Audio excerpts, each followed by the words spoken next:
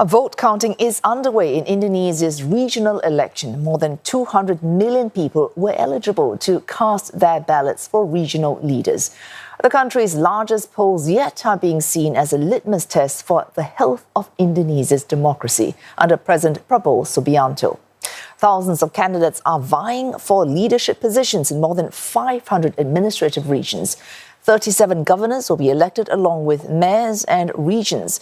Only Jakarta out of 38 provinces will not be voting, and that's because this is a sultanate. One key battleground is Jakarta, the current seat of politics and the economy. It's widely seen as a stepping stone to the presidency.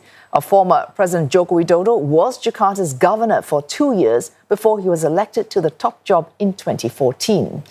Well, the Indonesian capital is a three-horse race. The two frontrunners are PDI-P's candidates Pramono Anung and Kim Plus coalition's Ridwan Kamil. The third candidate is retired Police Commissioner General, that's Dharma Pongrakun. He's running as an independent. If no candidate gets more than 50% of the vote, this will go to a runoff between the two leading candidates. And from what CNA's Saifulbahri Ismail joins us from Jakarta. Saiful, we're looking at Jakarta, what's happening there. So who is leading votes right now in the count?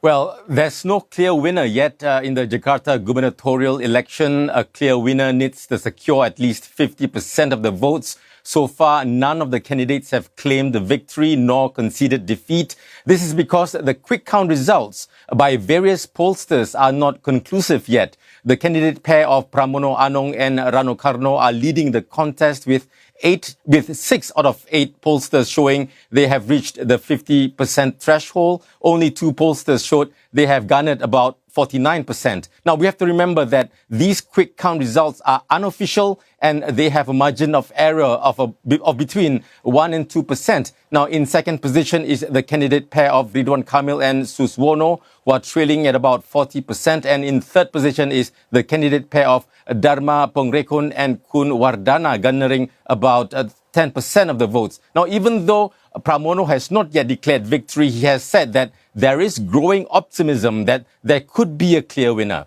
Now, if there is no clear winner in Jakarta, there will be a second round of voting between the two leading candidates early next year. The candidates are currently looking at their own internal real count results as well as the official real count results from the General Elections Commission before making any kind of declaration. If this goes to a runoff, then Ridwan Kamil, who is currently trailing Pramono today, may have another shot in winning the Jakarta gubernatorial election. Remember, in the 2017 Jakarta gubernatorial election, Anies Baswedan was ranked second behind Basuki Cahayapurnama or Ahok during the first round. But during the runoff, Anies managed to beat Ahok and eventually became Jakarta's governor.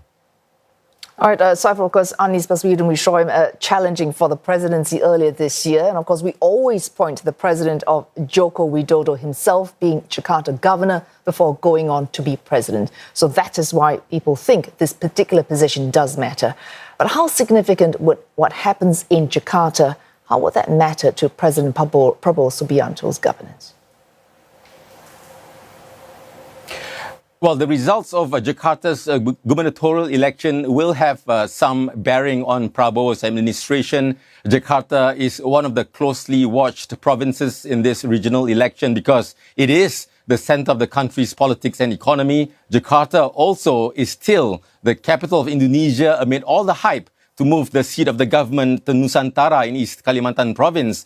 For President Prabowo Subianto, the local elections, which include Jakarta, are crucial as he needs to consolidate power in the regions. A firm grip on local politics will not only accelerate the implementation of his priority programs, but also strengthen his voter base, which he will need if he seeks re-election in 2029. Governorship of Jakarta is also seen as a stepping stone to the presidency. For example, former President Joko Widodo was previously the governor of Jakarta. Now, regional leaders also set the tone of the working relationship between the central government and provinces like Jakarta. A lukewarm relationship between a regional leader and the central government could mean provincial policies may not always be in line with national directives. For instance, when Anies Baswedan was Jakarta governor, the city's policies during the COVID-19 pandemic were not fully aligned with the central government's regulations regarding lockdowns.